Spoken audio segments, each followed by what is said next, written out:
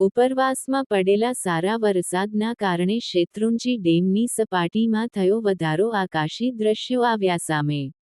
ભાવનગરના પાલિતાણા શેત્રુંજી ડેમમાં નવા નીરની આવક. ડ્રોન વિડીયો આવ્યા સામે.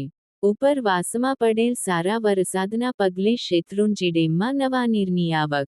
શેત્રુંજી ડેમમાં 5310 ક્યુસેક પાણીની આવક શરૂ. તેની સામે જ આવક પણ 5310 જોવા મળી રહી છે. શેત્રુંજી ડેમની સપાટીમાં થયો વધારો.